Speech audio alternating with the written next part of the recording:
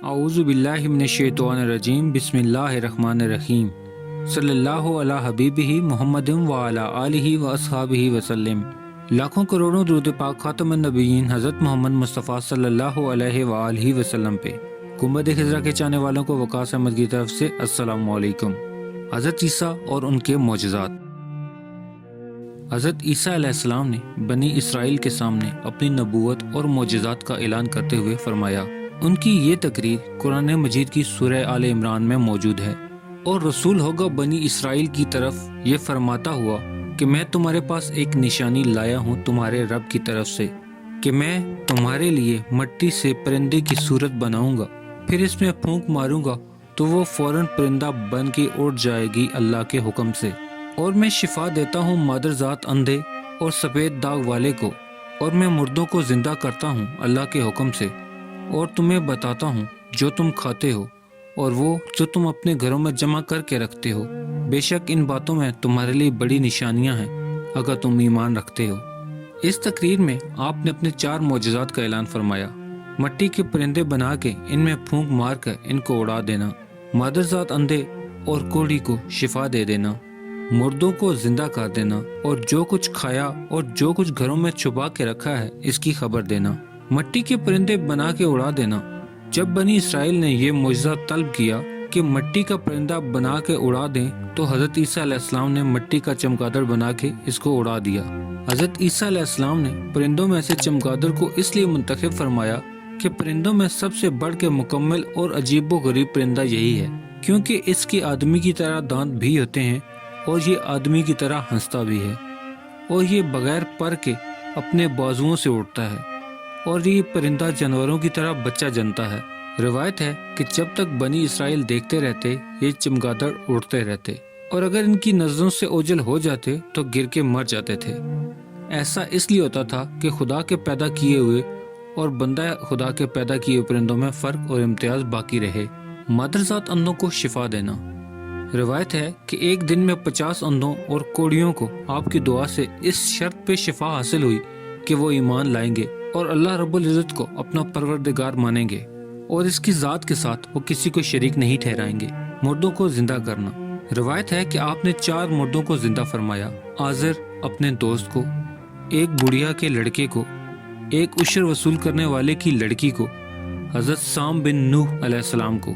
آزر یہ حضرت عیسیٰ علیہ السلام کے ایک مخلص دوست تھے۔ جب ان کا انتقال ہونے لگا تو ان کی بہن نے آپ کے پاس قاصد بھیجا کہ آپ کا دوست مر رہا ہے۔ اس وقت آپ اپنے دوست سے 3 دن کی دوری پر تھے۔ آپ نے سفر باندھا۔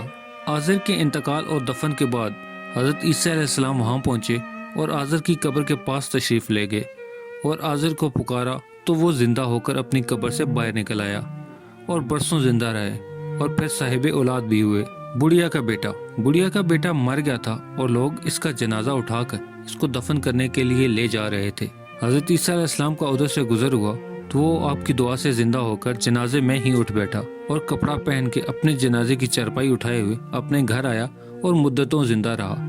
اس کی بھی اولاد ہوئی تھی۔ عاشر کی بیٹی، ایک فدیہ وصول کرنے والے کی بیٹی مر گئی۔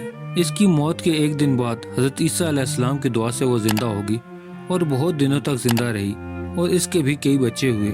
حضرت سام بن نوح۔ اوپر کے تینوں مردوں کو آپ نے زندہ فرمایا، اور بنی اسرائیل کے شریروں نے کہا کہ یہ تینوں در حقیقت مرے ہوئے نہیں تھے، بلکہ ان تینوں پہ سکتہ طاری تھا، اس لیے وہ ہوش میں آ گئے، لہٰذا آپ کسی پرانے مردے کو زندہ کر کے دکھائیں تب ہم مانیں گے۔ تو آپ نے فرمایا کہ حضرت سام بن نوح علیہ السلام کو وفات پائے ہوئے 4000 برس کا زمانہ گزر چکا ہے۔ تم لوگ مجھے ان کی قبر پہ لے چلو، میں اللہ کے حکم سے انہیں زندہ کر دیتا ہوں۔ تو بنی اسرائیل آپ کو لے کے ان کی قبر کے پاس جا پہنچے۔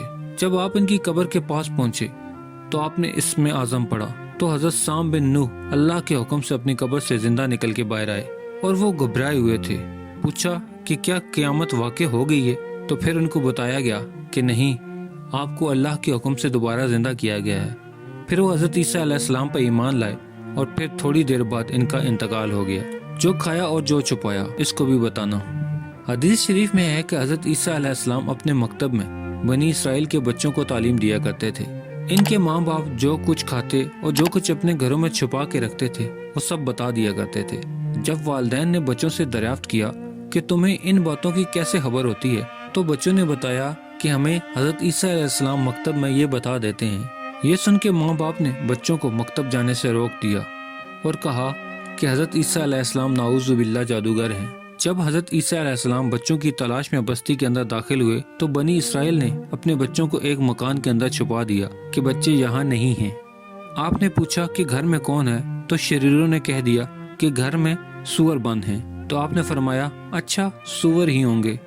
چنانچہ لوگوں نے آپ کے بعد مکان کا دروازہ کھولا تو مکان میں سے صرف سور ہی نکلے۔ اس بات کا بنی اسرائیل میں چرچا ہو گیا اور بنی اسرائیل نے غیظ و غضب میں آ کے آپ کے قتل کا منصوبہ بنا لیا، یہ دیکھ کر کہ حضرت عیسیٰ علیہ السلام کی والدہ حضرت بی بی مریم رضی اللہ تعالی عنہا آپ کو ساتھ لے کے مصر کا ہجرت کر گئیں۔ اس طرح آپ شریروں کے شر سے محفوظ رہے۔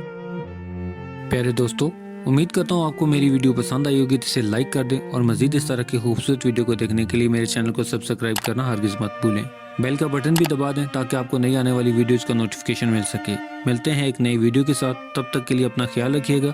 اللہ رب العزت آپ کو آسانیاں دے اور آسانیاں بانٹنے کی توفیق بھی۔ اللہ حافظ۔